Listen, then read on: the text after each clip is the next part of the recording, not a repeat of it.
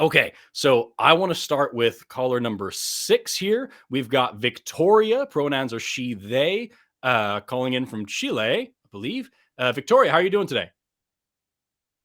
I'm doing very well. How about you? I'm all right, man. I'm all right. How about you? Okay, so I see here you wanted to talk about early religion.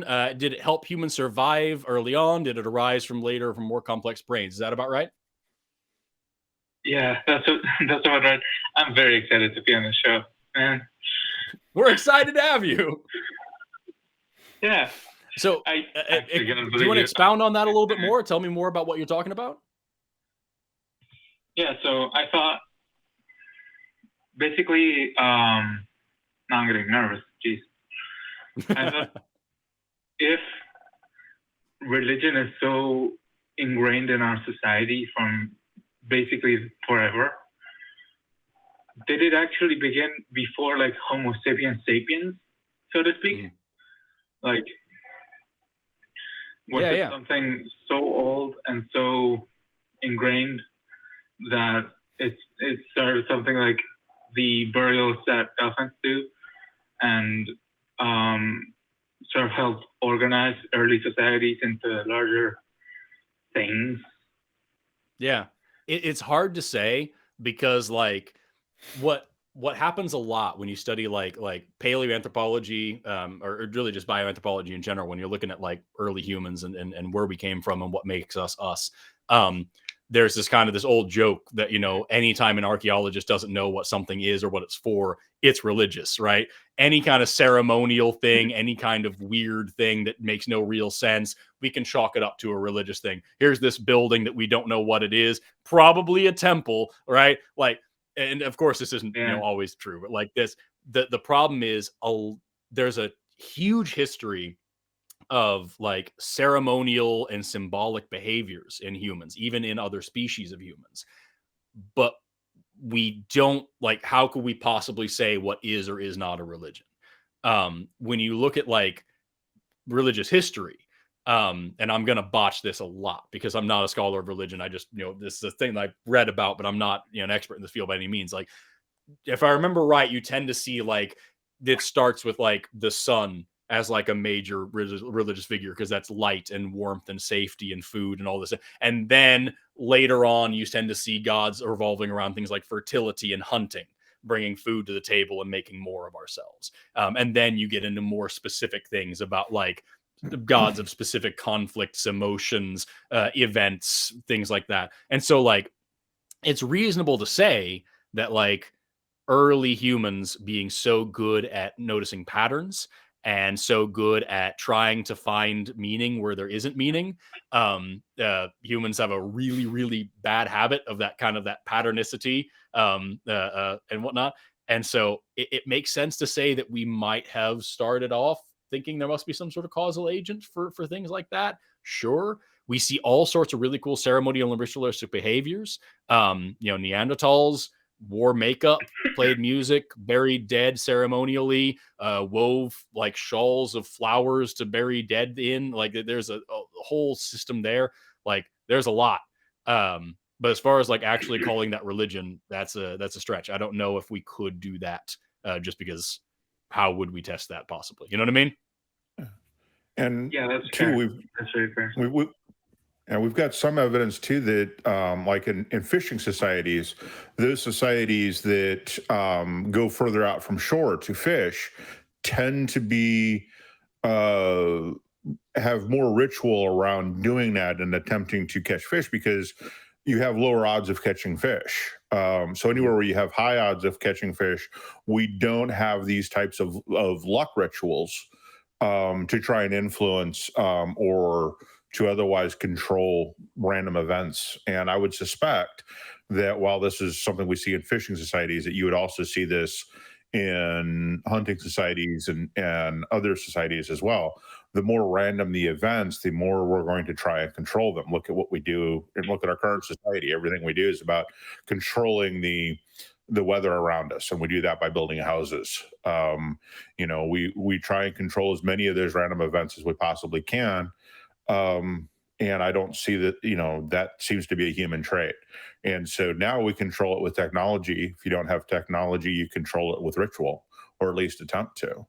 Yeah. Sports figures are much the same way, right? With lucky underwear and lucky this, and getting into the frame of mind.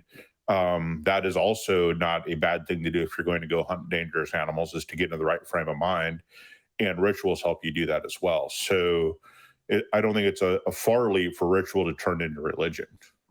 Yeah, that's actually a really good point you just bring up. That you actually said two things that are really important. One of them being, the survivorship of it. Talking about catching fish and protecting from the weather. Like anytime there's any kind of an external stimulus that could be dangerous, like you're gonna want to look for a causal agent behind it. You're gonna want to try to remove that selection pressure from you. And I think the psychological phenomenon of like trying desperately to have control over everything kind of plays in there. Also, when we talk about humans seeing patterns from random stimuli, this is a thing called pareidolia. I'm probably saying that wrong, but like you have this phenomenon of us seeing meaningful meaningful messages and like significant things in like completely random data, completely random stimulus. It kind of plays into that confirmation bias. You know what I mean? You win the slot machine one time out of 5,000, but that one time that you won it, you had your foot in this particular way. So that means that's what did it, right? That has to be the thing that made the connection.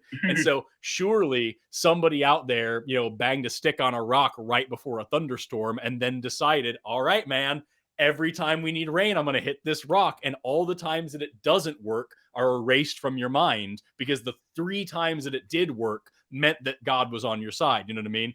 So yeah, as far as like helping us to survive, which was your original call, and I realize I've talked all around that, but not actually addressed that. As far as helping humans survive, I could definitely see some like how like a false positive, if you hear a rustling in the bushes and you assume it's wind and it's actually a tiger, you get eaten. But if you assume it's a tiger and it's actually wind, you're fine. You know what I mean?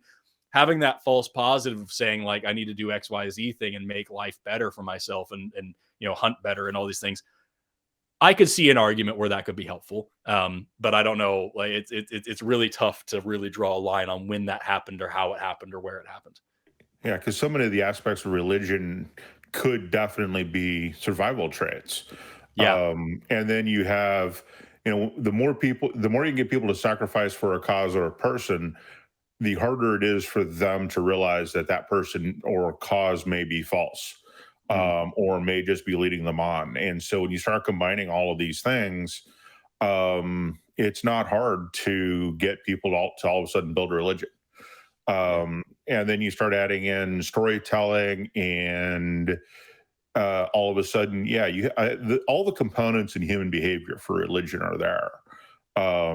So I think that it's not wrong. I don't think either one of us would be wrong to say that religion does help us to survive, and we wouldn't be wrong to say that religion doesn't help us to survive. Simply because there are aspects of religion that you can make both those arguments for, to a large degree. I think there's also. Go ahead. I'm sorry. Go ahead. I didn't mean to interrupt you. No, go ahead.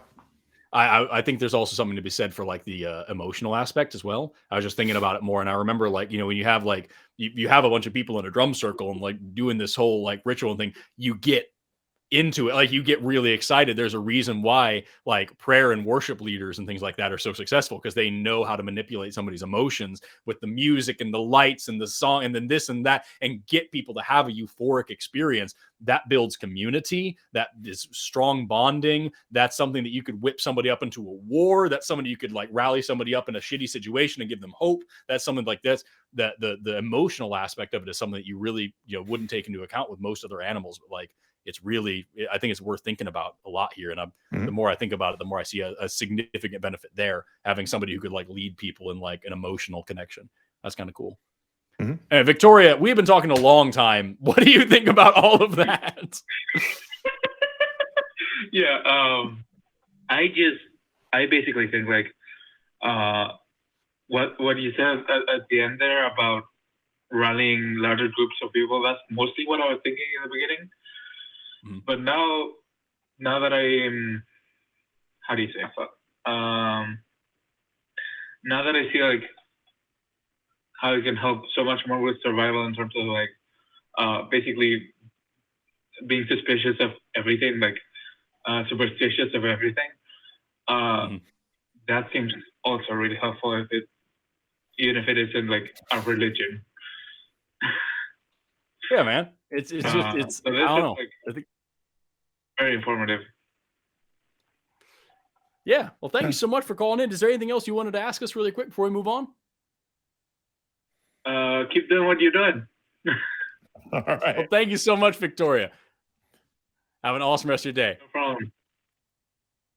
What a lovely lady. Very nice. Well, that was fun. Chile is awesome. Also, I should have said earlier, one of my favorite species of arthropods from there. You got Chile and the rose-haired tarantulas, Grammostola rosea, I think it is. Freaking adorable spiders, dude. They're cool little nomadic dudes.